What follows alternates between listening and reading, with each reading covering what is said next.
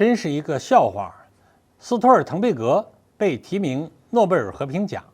西方是要故意恶心中俄吗？各位网友，大家好，欢迎收看本期中诚 Talk。今天我们就来聊一聊北约秘书长被提名诺贝尔和平奖。可以说在俄乌冲突中，北约发挥的作用是冲突得以持续的关键。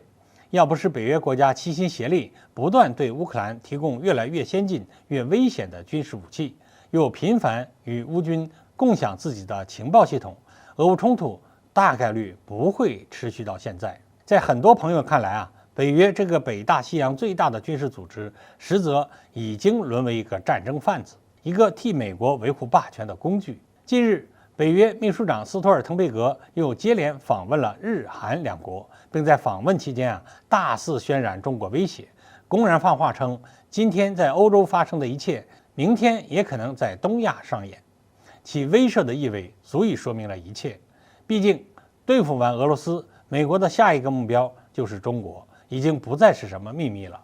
而北约秘书长如此及时地跑到东亚渲染中国威胁，还暗示东亚也会爆发冲突，就是说明北约要替美国在东亚搞事儿。所以说，斯托尔滕贝格是战争贩子也不为过。然而，令人意想不到的是这个战争贩子竟然被西方提名为今年的诺贝尔和平奖得主候选人。什么是和平奖？这还真是颠覆了很多人的基本认知了。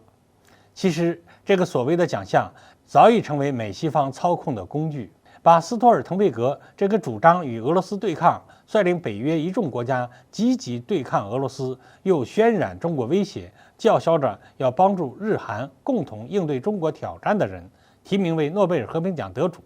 说到底，是美西方对斯托尔滕贝格在抗击中俄两国一事上所付出努力的肯定，就是要故意恶心世界上反对霸权主义的一众国家。在我看来主张对抗、叫嚣战争的斯托尔滕贝格，可谓是与和平两个字没有半毛钱关系。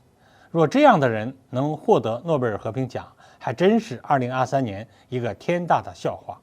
要知道，斯托尔滕贝格之所以能被提名为诺贝尔和平奖得主候选人，这其实说明了主张与中俄对抗已经成为西方的一种政治正确。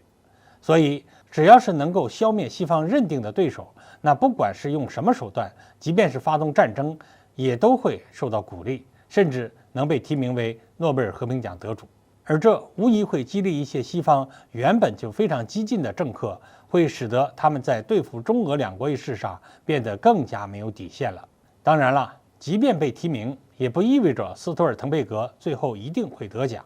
对此呢，我们也没必要太在意，将此事当作西方秩序和规则的一个笑话来看便可。但这个笑话背后所传达的含义，也就是主张与中俄对抗已经成为西方的一种政治正确，这是非常值得中俄两国警惕，那才是迫在眉睫的一个麻烦。好，今天我们就聊到这里，感谢大家收看，欢迎评论留言，我们下期再见。